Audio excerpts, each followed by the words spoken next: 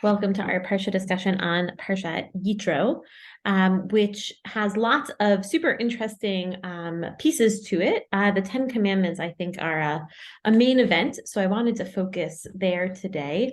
And I wanted to do a exploration of some of the classical Parshanim who discuss this week's Parsha. I took a class in Israel many, many years ago from a brilliant Torah scholar, Neima Novetsky. And throughout the course, I think, although I don't remember if she said this explicitly, that one of her goals was to show that we often think of the Torah filtered through the lens of Rashi, either because Rashi is often the way that we learn in the day school world, or people who aspire to read the parsha twice and once with Rashi in preparation for Shabbat. And Rashi really forms the way we think about the parsha, but that a lot of Parshanim have different ideas than Rashi, and there's really a rich and varied approach to many different topics. So this is one of my favorite of her shiurim about the Aseret HaDibrot. And I think that when we're not practiced, myself included, in regularly reading through one or another parsha, we miss their sort of outlook, because unlike today where people write sort of essays on the parsha, this is very detail-oriented commentary, but forms a bigger picture. So with Neima Novetsky's helpful lens, I want to try to widen the picture for 4 or 5 different parshanim, 4 perspectives. And so the question is, what was the point of Har Sinai? Right? Was the point of Har Sinai to receive content? Was it more about the process and forming relationships? Was there more content, perhaps, is the way to think about it? Like, were the Aseret HaDibrot the intended course packet for Har Sinai? And I think the other question that helps us sort of figure out what the goals or the purpose was is to think about how Bnei Israel's fear interacts with the content. Right? When we are scared, does the content change or does it remain the same? So it's a very lengthy source sheet that I sent out, but I don't think it's quite as bad as it looks. Hopefully, let's see. The first page is really the text of the Ten Commandments and the explanation of when the people are scared at Har Sinai. And so I'm not going to read every word, but I want us to pay attention to who the Parshan focuses on, who gave the Aseret HaDibrot. Was it God? Was it God's voice and Moshe's explanation? Was it Moshe? And thinking about the first person, second person, third person sort of narrative here, what might guide a parshan to say one or the other, right? So we see at the beginning, the very first pasuk of Perek Kaf, the 20th chapter of Shemot, says V'yedaber Elohim et kol hadvarim ha'ela lemor, that God spoke all of these words, right? So that seems like sort of a clear, right out of the gate explanation.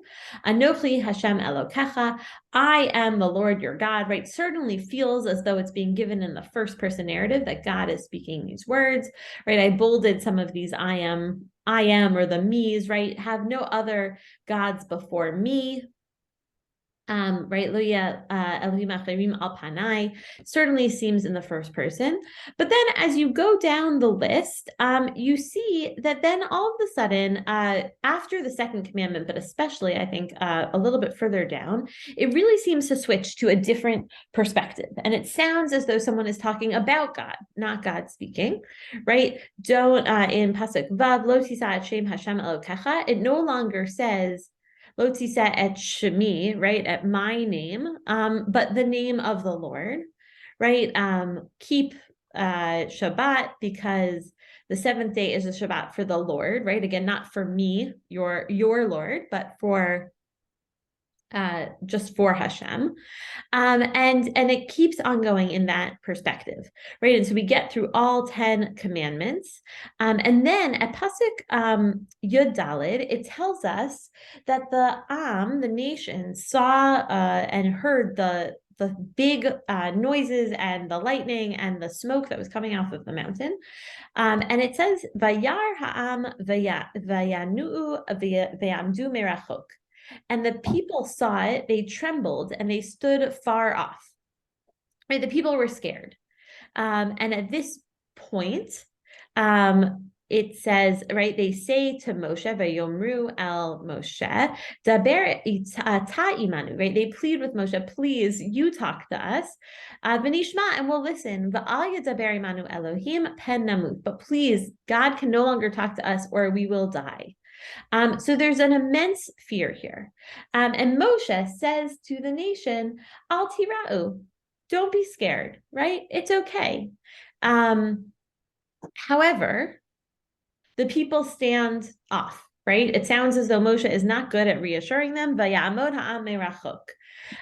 so the question here is both who is giving the commandments, but also when is Bnei Israel scared? And this goes back to an age-old conflict between Parshanim about the order of the Torah, right? Rashi famously says in Mukdam Mu'achar b'Torah that there is no chronological order. The text sort of is written in a way that supports the message or the story that we're trying to tell. Whereas other Parshanim really believe, no, if the Torah says it in this order, this is the order in which it went. So this is the text, the core text that we can refer back to. And then on the last page, I gave us like a sort of summary box to help us keep track of everyone. So I want us to look at Rashi first, because we do often look at Rashi first. And Rashi says it, Kol hadvarim ha'ela, right? So Rashi picks up right away on this very explicit, it seems like God gives all 10 of the commandments. And he says something interesting. He says, "Melamed she'amar HaKadosh Baruch Hu aseret hadibrot b'dibor echad," right? That all of these words was all of the commandments in one long word. I don't know if anyone here remembers the commercials from like the late 90s about calling collect. And there's like a man in a hospital, and the mom picks up the phone in her living room and at home, and it says, "You have a collect call from it's a boy. His name is Bob," or whatever it is, right? The guy says it all as fast as he can in the name slot. So that he doesn't have to pay, or his mom doesn't have to pay for the collect call, but she knows she had a grandson and his name is Bob. I'm not sure. It seems like maybe people don't remember here, but that's kind of what it reminds me of, right? That God said all of the words in a way that we actually can't understand. We can't comprehend them because they're so fast. There's like one long run-on word. And that maybe is what we hear from God directly. That's Kol Hadvarim Ha'ela. Then we go back, right? It says, then Im Kain Ma Talmud Lamar Od Anochi, right? The first commandment of I am your God, V'lo Yelecha, and you shouldn't have other gods before me. Because then Shechazar V'Piresh Al Kol Dibor V'Dibor Bifnei Atzmo. That then we God went back and explained each statement individually. So for Rashi, even though it says that Kol Hadvarim Ha'ela, it's still on the table that perhaps Moshe gave some of the commandments to us. And so for Rashi, what is driving maybe that idea that that some of the commandments came from Moshe's mouth? He thinks that the fear very much plays a role in what happens, right? That the first two commandments are given again, right? God chazar v'piresh, she returns and explains. And then Rashi wants to pull v'yamdu merachok, this whole bit about fear, into the middle of the 10 Commandment dialogue. And they stand far back. And so what does Rashi say? And I think this is a beautiful idea. Right, that they stand all the way as far back in the camp as they can get. That the ministering angels come and assist them in order to bring them back to the camp. So this idea that the angels are saying, it's okay, don't worry, you can come back to Har Sinai, right? And that's the point where Bnei Israel say, Moshe, please, you talk to us, not God. Right? And so then the last 8 commandments would then be from Moshe's mouth. Right? And how Rashi is concerned, how would Moshe actually do that, right? This is not the green auditorium at Hillel. This is a much bigger space with many, many more people.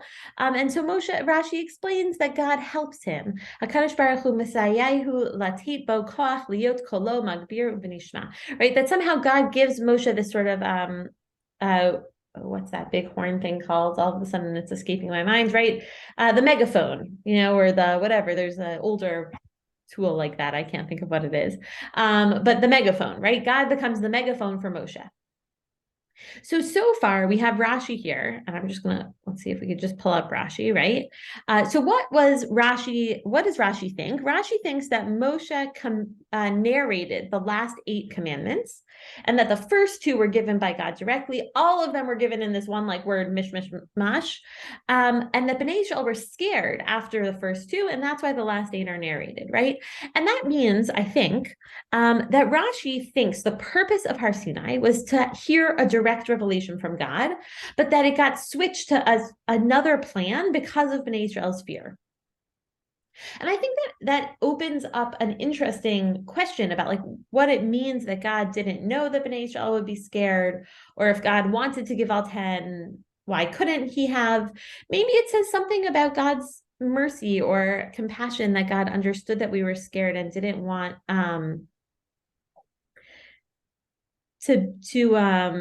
didn't want to scare us. Sam, can you explain? I'm not familiar with this sentence.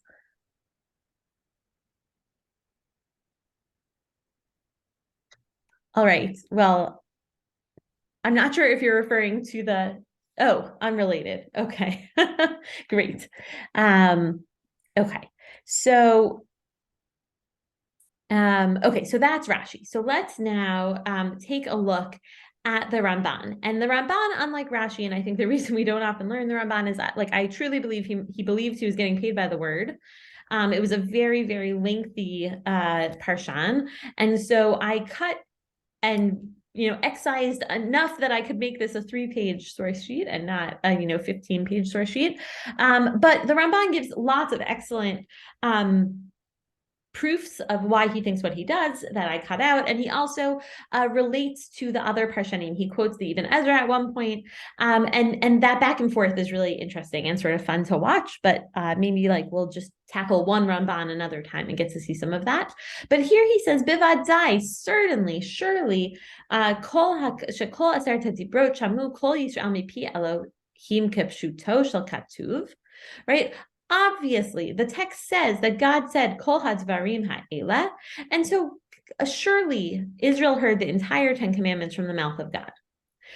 But in the first 2, Bishnei hadibrot harishonot, hayu shom'im hadibor umivinin oto. Mimenu, kasher yavinotam Moshe, right? That in the first 2, Bnei Israel heard them and understood them the way that even Moshe understood them, right? Right? That God spoke to the people as a master speaks to his servants, the way that I've explained before.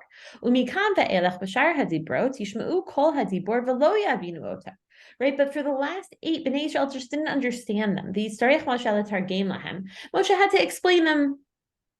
Kol dibor v'dibor ad sheyavinu oto Moshe, right? But the kavanah here was shehiyu kulam nevi'im. There is this idea that we should all be prophets, that we should all have that opportunity, even if it was really only in its purest form for the first 2, which are maybe the most important, right? Emunat Hashem u'b'yisur avodah zarah. And so therefore, for the Ramban, I think even more sort of intentionally than Rashi articulates what was the purpose of direct revelation. It was to have this really intimate connection with God, to feel as though we are all prophets in our own right. We can all understand and interpret pieces of divine message of the Aseret HaDibrot. And so what role does the fear of Bnei Israel factor in here? How does it work? So first of all, he says that all of it happened either before or also maybe after, which might be a part that I cut out, right? But Kodem Matan Torah, that the fear did not happen in the middle. So the Aseret HaDibrot happened the way they were meant to happen. Fear did not play a role in this space. And so it was before and it was after, but the fear appears correct. I'm just reading the bolded words here, that the fear appeared correct. Oops, it wants to fix it for me, before God, right? And so I think that either the fear didn't play a role and Bnei Israel were able to sort of move past it to hear the 10 Commandments, or maybe the fear pushed them to really listen, right? There are those teachers who are like nice and warm and fuzzy. I bet Mark was one of them. And then there are the teachers who like throw chalk and yell and have a, Socratic method, and everyone shakes as they come into class. But those kids have all read every page, because they don't want to get called on without knowing the answer. So you might not have a nice relationship to your teacher or the subject matter, but the fear somehow drives the learning process, I think maybe is the way to think about it, right? And so the Ramban here, line 2 here, I think it's not just, right, I will admit that I made this chart a long time ago, and I think that I would change it a little bit to say for Rashi, it was to hear direct revelation. That was important. It's the way the text sort of lays it out.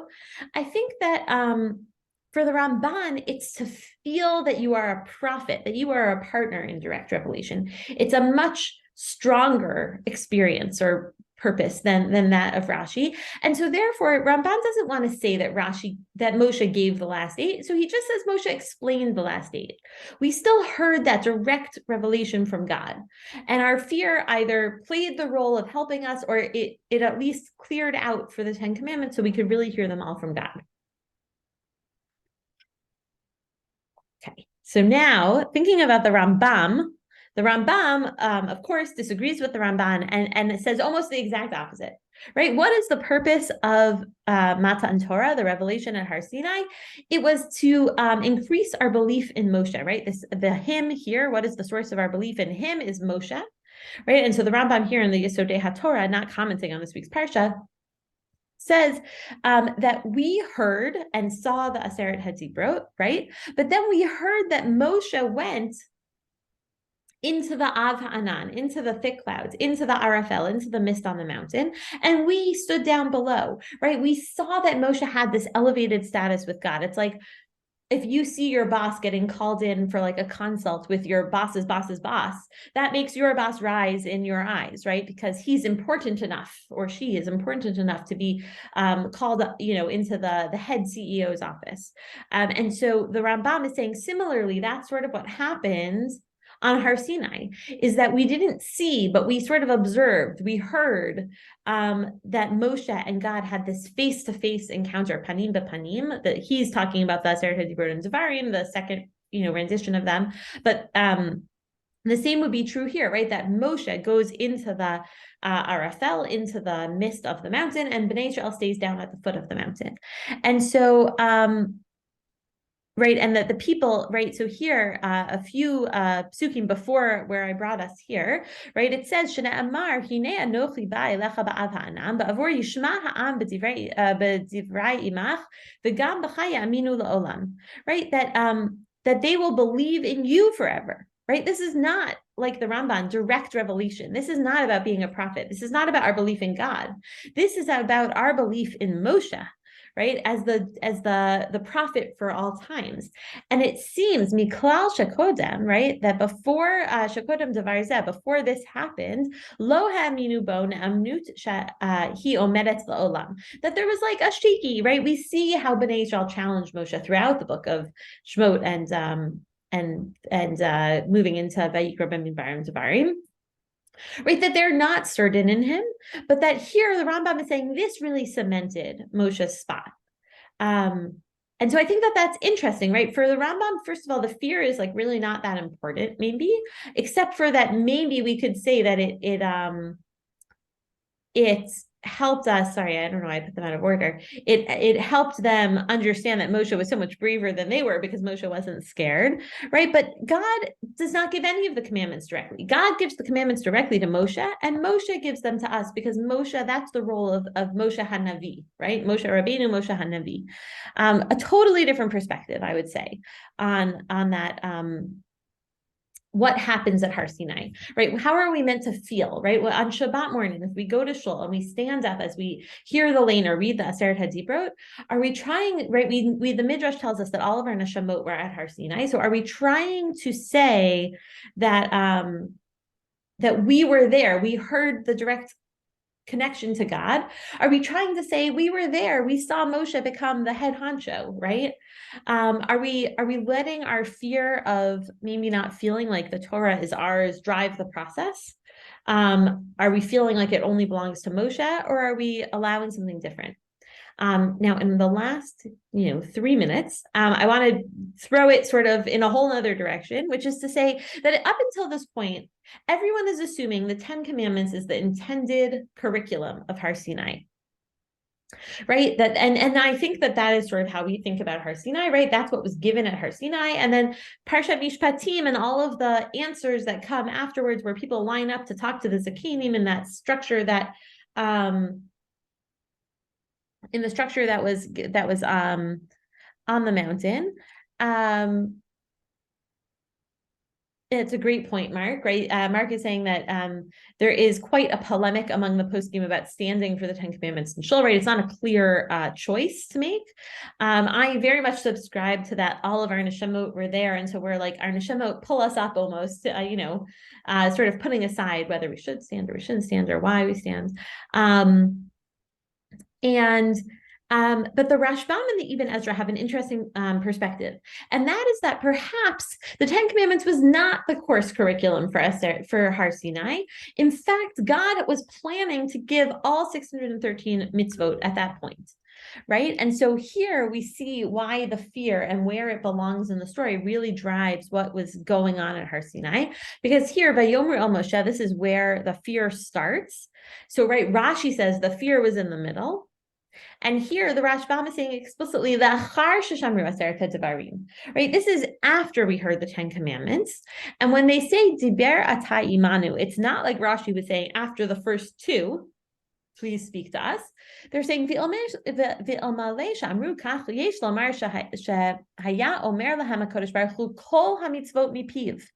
that had the people not begged Moshe to speak to them instead, it's possible that God would have given all 613 commandments at that moment.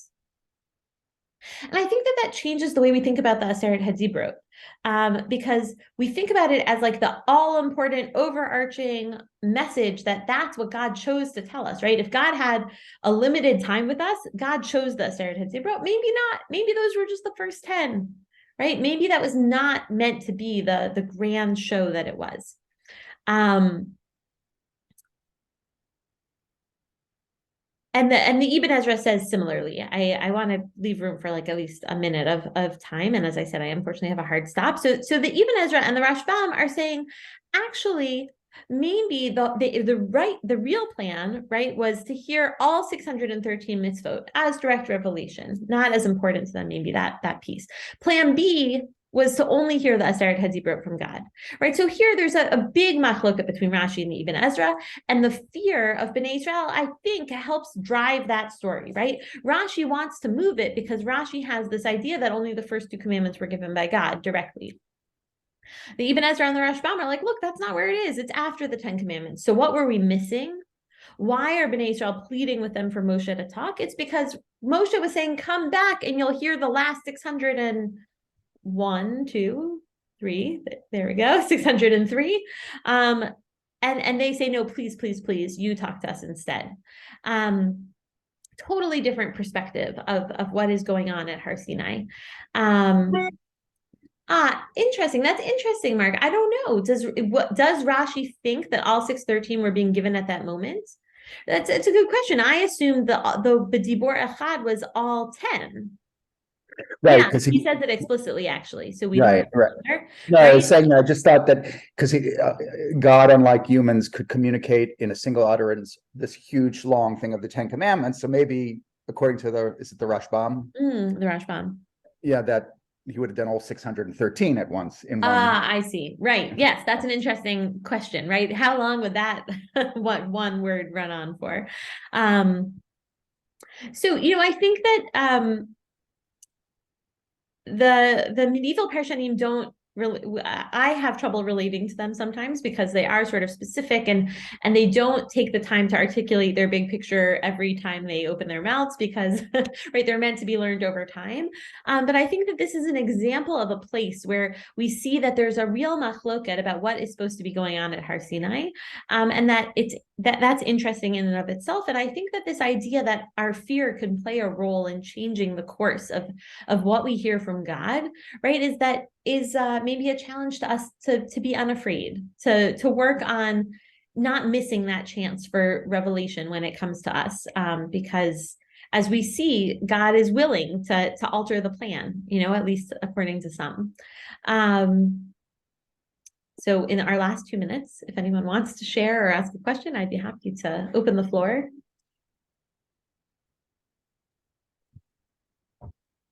Thank you guys for coming. Yeah, Mark, please go ahead. I was just going to say, I was reading something in my teacher, Robert Alter's commentary.